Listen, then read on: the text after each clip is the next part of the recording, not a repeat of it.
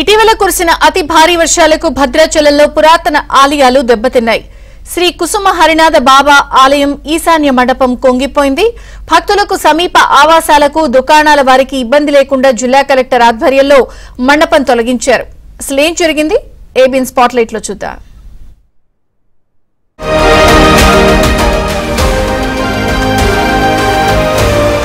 మనం చూస్తున్న ఈ గుడి శ్రీ కుసుమ హరినాథ బాబా ఆలయం. భద్రాచలం రామాలయం సమీపంలో ఎత్తైన కొండపై కుసుమ హరినాథ బాబా ట్రస్ట్ వారు నిర్మించిన దేవాలయం ఇది. పశ్చిమ బెంగాల్లో 1865లో పుట్టిన హరినాథ్ బాబా 1925లో పరమపదించారు. ఆయన శిష్య బృందం భద్రాచలం వచ్చి రామాలయానికి కాస్త దూరంగా కొండపై కుసుమ హరినాథ బాబా ఆలయాన్ని కట్టారు. అయితే హరినాథ బాబా ఆలయ ఈశాన్య మండపం ఇటీవల కురిసిన భారీ వర్షాలకు దెబ్బతింది. ఆగస్టు 7 సాయంత్రం పూట ఓ పక్కకు ఒరిగి కుంగిపోయింది. అడుగు భాగంలో పెచ్చులు ఊడిపడ్డాయి. ఏ క్షణమైనా కూలే అవకాశం ఉండడంతో మంత్రి తుమ్మలకు సమాచారం అందించారు. ఆయన వెంటనే జిల్లా కలెక్టర్ జితేష్ పాటిల్తో మాట్లాడి తక్షణమే కుంగిన మండపాన్ని తొలగించాలని ఆదేశాలు జారీ చేశారు. ఐటీసీ కంపెనీ సహకారంతో మండపాన్ని తొలగించారు.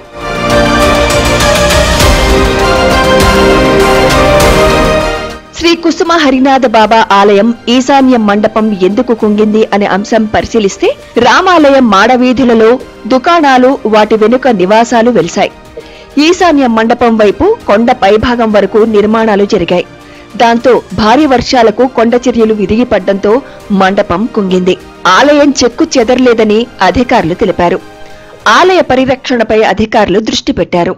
చాలా మంది ఈ రోజు ఆ కుసుమ హరినాథ బాబా దేవాలయం కొండ మీద ఉండటం వల్ల కింద ఉన్నటువంటి చాలా మంది దాన్ని ఆక్రమించి ఆ కొండని తొలిచి చివరికి ఏదైతే మండపం ఉందో ఆ మండపం దరిదాపుల వరకు దీన్ని తొలగించడం వల్ల నేను వచ్చిన వర్షాలకి మట్టి రాలిపోయి అది ప్రమాదంలో పడింది.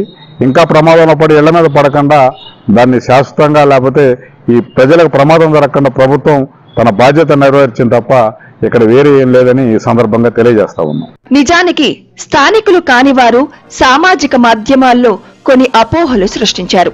రామాలయం కొండ, కుసుమ పరిస హరినాథ బాబా ఆలయం ఉన్న కొండ ఒకటేనని ప్రచారం చేశారు. అయితే అదంతా తప్పుడు ప్రచారమని తేలిపోయింది.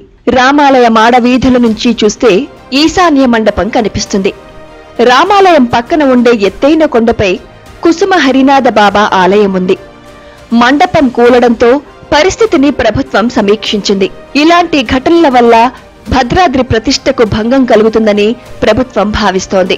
కాటేజీల నిర్మాణం వల్ల కూడా సమస్యలు ఎదురవుతున్నందున ఆ పని తాత్కాలికంగా నిలిపివేయాలని నిర్ణయించారు. మరోపక్క భవిష్యత్తులో ఇలాంటి ఘటనలు పునరావృతం కాకుండా చూడాలని రామభక్తులు కోరుతున్నారు.